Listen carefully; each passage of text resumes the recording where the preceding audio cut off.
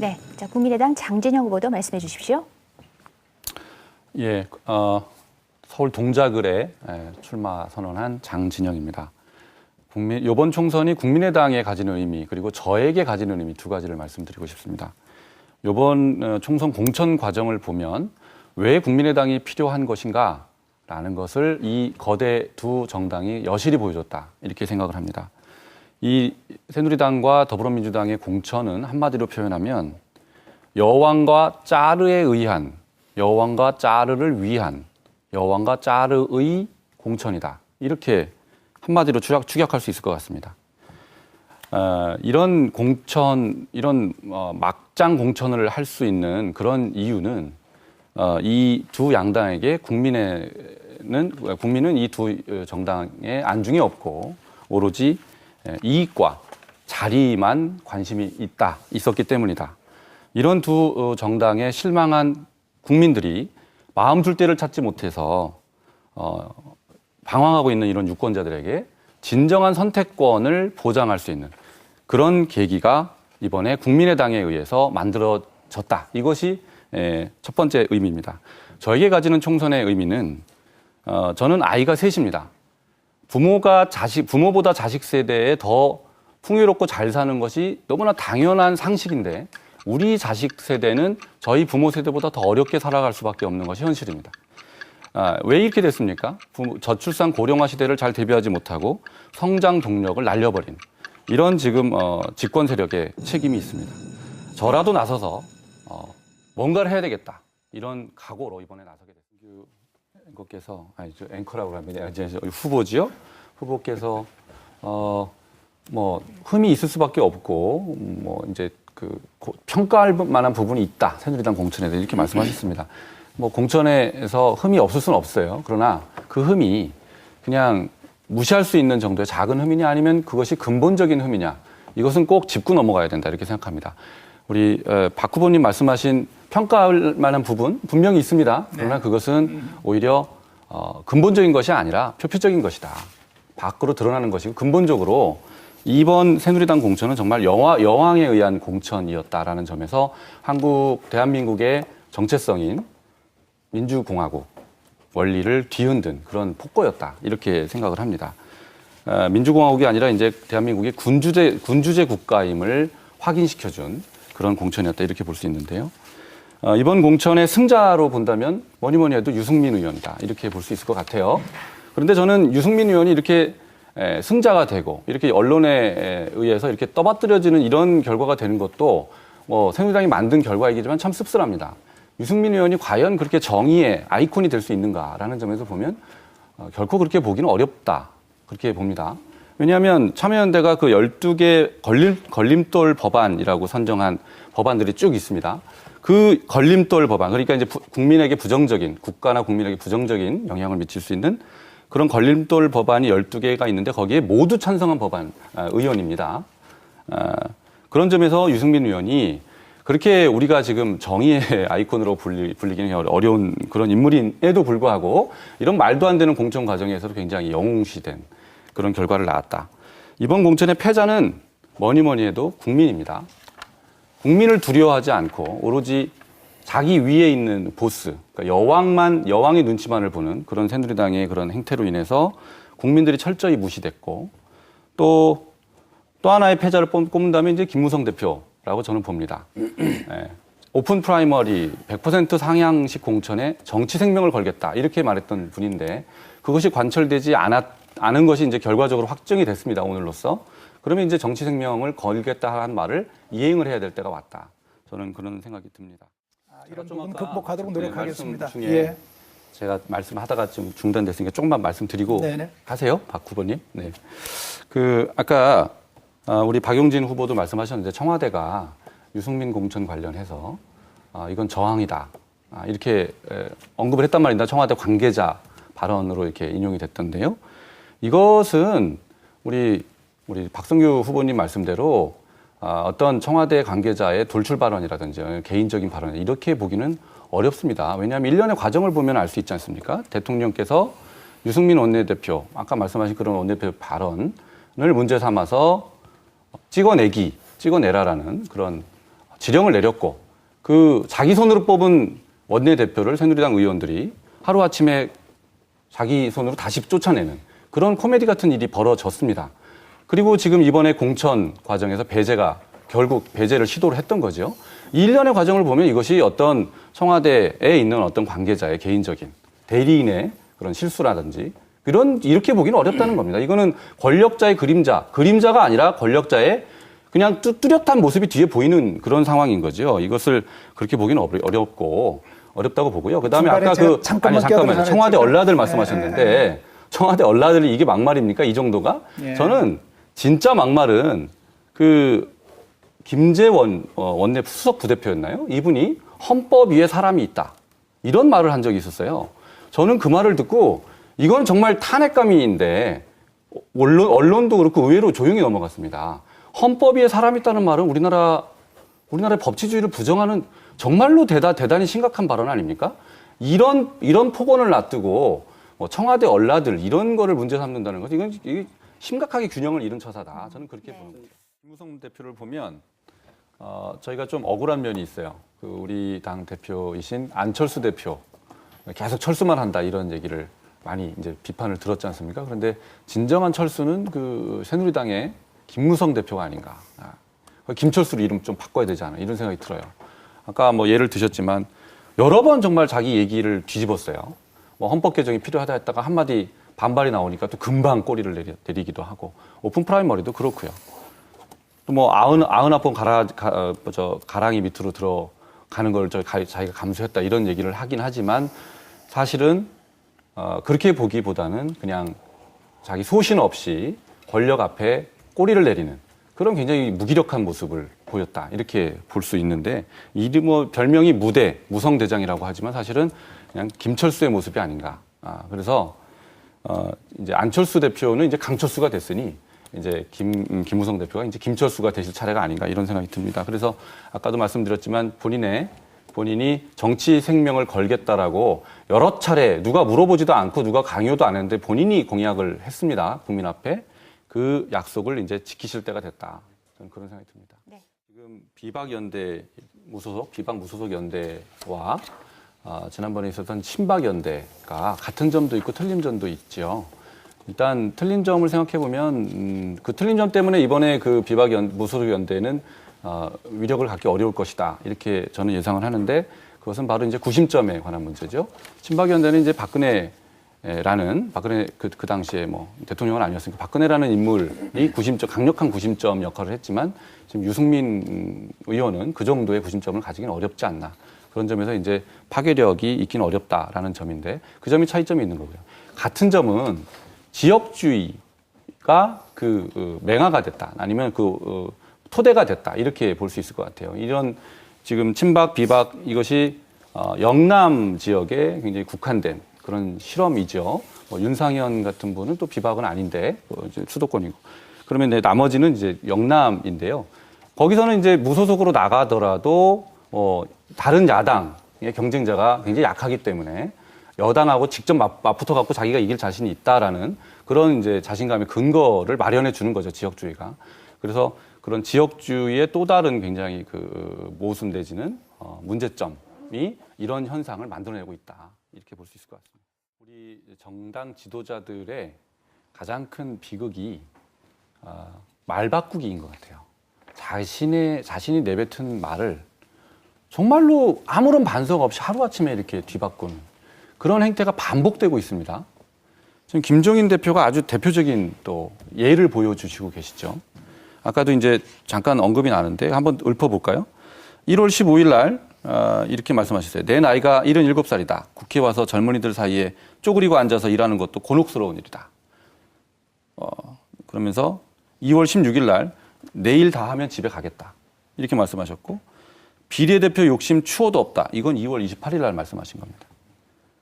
비례만 4번 했는데 대단하다고 생각하지 않는다. 이게 이제 이번 달인 3월 16일 날 말씀하신 겁니다. 이렇게 얘기를 했어요.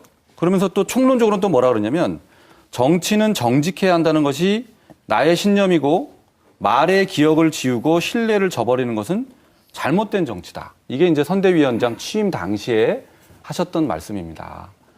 예, 이렇게 말의 기억에 대해서 강조를 하셨고 의원 비례대표에 대해 자리에 대해서 자신은 관심이 없다 이렇게 계속 얘기를 하셨다가 이번에 어떤 행동을 보여주셨어요? 본인을 2번에다가 정말 우리 헌정 역사상 유례가 없는 그런 일 아닙니까? 2번에 셀프 비례 공천을 하시더니 거기에 이제 반발이 있어서 뭐 14번으로 옮기자 이렇게 했다고 해서 당무 거부하는. 그래서 다시 2번으로 돌려주니까 다시 돌아오셨어요. 결국 2번 자리에 그렇게 연연을 하셨던 거죠. 원하는 게 그거였다라는 걸 본인이 스스로 증명해 보이신 거예요. 자, 이거 어떻게 평가해야 됩니까? 본인의 말의 기억은 다른 사람한테 해당되는 말인가요? 본인한테 해당되지 않는 건가요? 이런 지도자의 모습이 자꾸 국민들한테 보여주는 것은 정말 정치 혐오, 뭐 이런 것 때문에 이번에 총선 투표율이 굉장히 낮을 것이다. 이런 얘기가 나오는 거 아닙니까? 이런 자세를 보여주셨다는 것만으로도 이번 총선에서 더불어민주당의 뭐 성적과 상관없이 정말 이분은 집에 가셔야 진짜 맞는데 이게 2번을 받으셨으니 이게 참 어떻게 되나요? 4년을 이제 더 봐야 되나요? 어떻게 되나요? 참 씁쓸합니다. 김종인 대표가 말씀하시는 것은 자기 출마 여부만이 아니라 당 운영에 전권을 달라. 그렇게 말씀하셨던 거죠. 그랬죠. 지금 자기 출마 여부만 얘기했던 건 아니고요. 그거는 그렇게 비트시면 안 됩니다. 그래서 지금 잘 말씀하셨는데 저는 아까 이제 박성규 후보께서 비판할 만한 자격이 있는 쪽에서 비판했으면 좋겠다 말씀하신 게 또 지금 상황에 딱 적용된다 저는 그렇게 봅니다. 민주당 내의 대화와 토론이 사라진 것 굉장히 큰 손실입니다. 우리 민주주의에서. 그거에 대한 비판을 새누리당에서 한다는 게 굉장히 이례적인 거죠. 그럴 만한 지금 자격이 있는가 그런 생각이 들었어요. 네. 제가 이제 그런 생각이 드는 거고 제가 좀만 비슷한 취지에서 얘기하면 민주주의라는 것은 절차적 정당성을 굉장히 강조하는 그런 원칙이죠. 이념이죠. 그런데 지금 더불어민주당 내에서 절차적 정당성, 그러니까 1인 정권 체제가 들어서면서 절차적 정당성에 관한 논의나 그런 뭐 가치가 굉장히 없어져 버렸던 게 굉장히 가볍게 취급되고 있다. 이것은 굉장히 우리 민주주의에 있어서 상당한 위험이다. 저는 그렇게 보고 있습니다.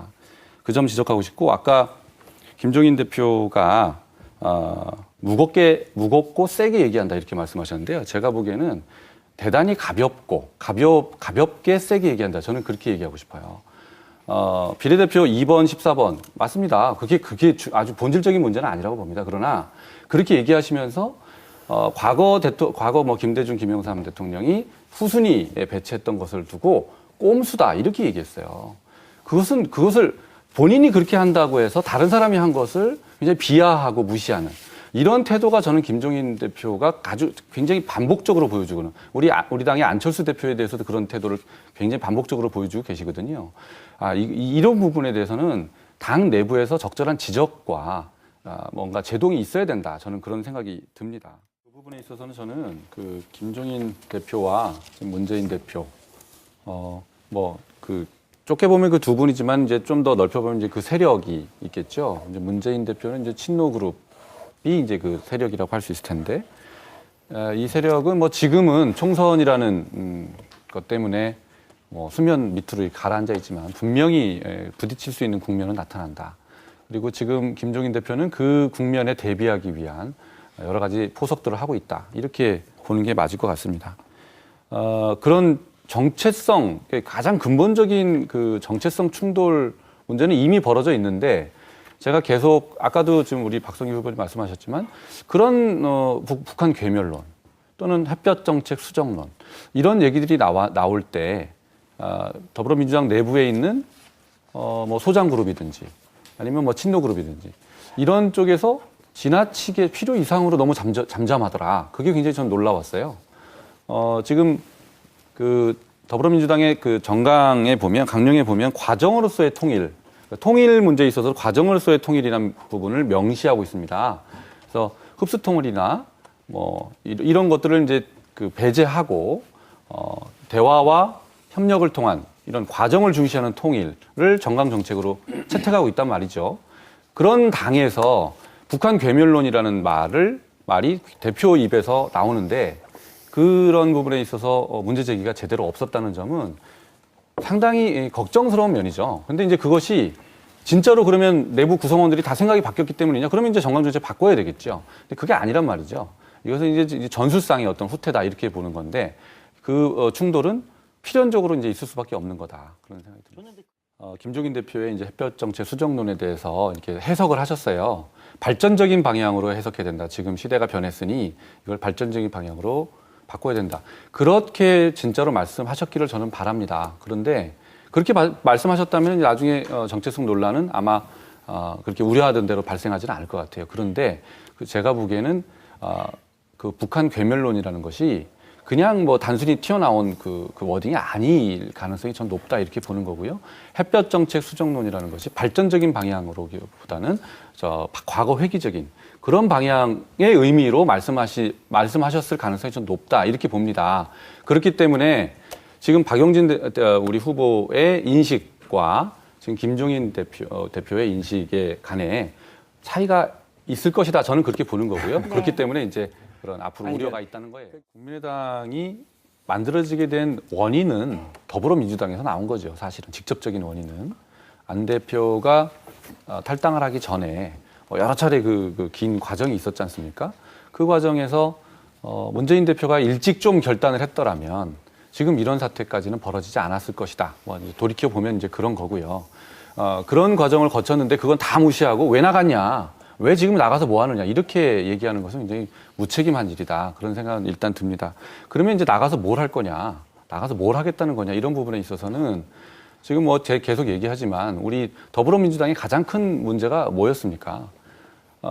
집권당이 되고자 하는 의욕이나 그런 의사를 찾아보기가 어려웠다. 그냥 뭐 반대만 하면 또 잘 못해도 2등을 하니까 그냥 그렇게 편하게 하는 정치로 가기로 작심한 것 같다라는 게 굉장히 많은 분들의 비판 아니었습니까? 자기 스스로 개혁하고 변화하려는 그런 노력을 못했잖아요. 그렇기 때문에 이제 그런데 지금 변하고 있지요. 김종인 대표 체제 이후에 변하고 있습니다. 근데 그게 어떻게 만들어진 겁니까? 그냥 스스로 그렇게 만든 건가요? 국민의당 출연이라는 그런 외생적인 요소에 의해서 이렇게 떠밀리다시피 이렇게 된 거 아닌가요? 굉장히 비상적인 상황이 돼서. 이런 과정을 무시하시면 저는 안 된다고 봅니다. 그리고 거기에 대한 자기 반성이 있어야 된다고 저는 보는 겁니다. 그런 거고요. 그 다음에 아까 영남으로 가야 된다. 그죠? 안철수 대표가 영남으로 가서 새누리당 집권에 대한 기반을 흔들어야 된다 이렇게 말씀을 하셨는데 저 그렇게 해야 되는 게 저는 맞다고 봅니다. 그런데 지금 우리나라 전체 정치 지형에서 야권 지지자 분포를 보면 지금 신생당한테 영남에 가서 뭘 해라라고 요구할 수 있는 만한 상황인가? 저는 그건 좀 가슴에 손을 얹고 생각해 보시는 게 맞다고 봅니다. 우리나라 정치 지형상 야권 지지자들이 어디에 집중되어 있습니까? 호남에 있지 않습니까? 더불어민주당 내가 자꾸 그 더불어민주당이라고 자꾸 실수를 하네요. 국민의당이 처음부터 뭐 호남으로 내려간 건 아니라고 저는 봐요. 근데 호남에서 반응이 일어난 거죠. 반응이 거기서 먼저 일어나니까 이제 거기 집중할 수밖에 없는 그런 이제 현상이 일어난 겁니다. 근데 이걸 두고 영남을 외면했다. 더불어민주당은 영남에 대해서 충분한 투자와 노력을 할 수 있는 기반이 있지 않습니까? 근데 그걸 제대로 하고 있는지요? 저는 그건 아니라고 미흡하다고 보거든요. 국민의당이 뭐 정체성이나 이런 부분에서는 이제 약간 처음에 흔들렸지요. 우리 한상진 위원장 말씀도 그렇고, 뭐 이제 그런 김구 선생 발언도 그렇고, 그런 이제 좀 혼란스러운 게 있었습니다. 근데 이제 그런 것들이 상당 부분 정리가 됐다고 보고요. 그런데 더불어민주당을 의식해서 국민의당이 포지셔닝을 좀 변경하는 것 같다. 이런 거에 대해서는 저는 그렇게 볼 여지가 있긴 하지만 오히려 더불어민주당의 그 포지셔닝이 이동을 함으로써 이 국민의당이 사실은 이 새누리당과 더불어민주당 이 양극단 사이에서 어떤 공간을 만들려고 했던 게 사실은 원래 취지였죠. 그런데 더불어민주당이 상당 부분 우클릭을 했어요. 우클릭을 해서 새누리당하고 탁 붙어버리는 바람에 사이 공간이 없어진.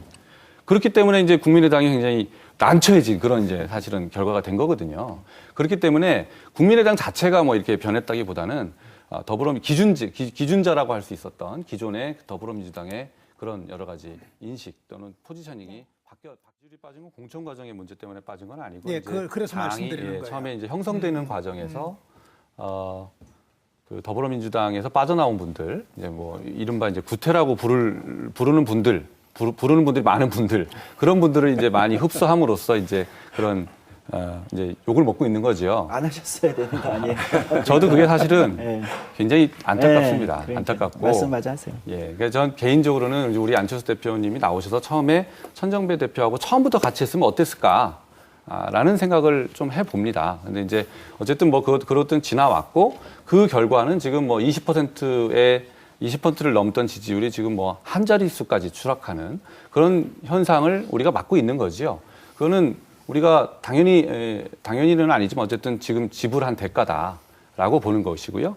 근데 지금 공천 과정의 상당 부분 그런 부분을 좀 걸러내기 위한 노력을 했습니다. 그래서 수기 배심원제도 저는 한국 정치사에서 굉장히 의미 있는 실험이라고 보거든요. 물론 그 과정에서 현역 의원들이 또 많이 걸러졌으면 굉장히 좋았겠지만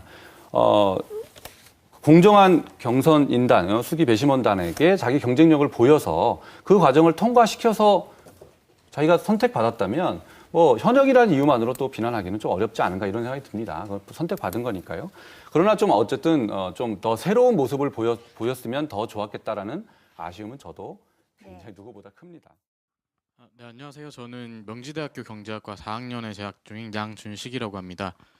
저는 장진영 후보님께 질문을 드리고 싶어요. 제가 질문을 드리고 싶은 거는 과연 국민의당에 어떤 젊음이 있는가에 대해서 여쭙고 싶은데 국민의당 얼마 전에 장진영 후보님께서 인터뷰를 한 걸 짧게 봤었는데 거기서 뭐 안철수 대표님에 대해서 얘기를 하시면서 안철수 대표님은 젊음의 아이콘이고 뭐 혁신의 상징이다 이런 얘기를 하셨는데 지금 현재 국민의당에 과연 젊음이 있는가, 청년이 거기 안에 들어 있는가에 대해서 여쭙고 싶어요. 사실 공천 결과를 봐도 뭐 새누리 더민주와 크게 다를 거 없이 오히려 더 심각할 정도로 청년 의원을 찾기가 힘든 것 같은데 이에 대해서 어떻게 생각하시는지 혹시 또 어떤 새로운 인재나 아니면 청년 의원을 발탁하기 위한 노력을 국민의당 내에서 하고 계신지에 대해서 여쭙고 싶습니다.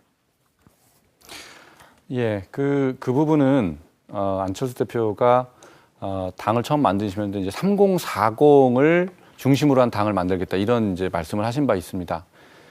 그런데 지금 실제로 나타나는 걸 보면 말씀하신 대로 그와는 좀 거리가 있어 보입니다. 저는 개인적으로는 당 내부에서 그런 부분에 대해서 굉장히 강력한 문제 제기를 해오고 있는 사람 중에 하나고요. 비판받아 마땅하다 이렇게 생각이 됩니다. 그러나 최근에 이제 그런 여론의 비판을 의식을 하셨는지 아니면 이제 좀 처음에 그 흔들리는 과정이 좀 정리가 된 상황이어서 안철수 대표가 굉장히 젊은 청년들을 만나기 위한 행보를 굉장히 강화하고 있다. 이렇게 평가할 수 있는 여러 가지 장면들이 있습니다. 그러나 이제 공천 과정에서 그런 면들이 나타나지 굉장히 미흡했다는 점은 인정하고요.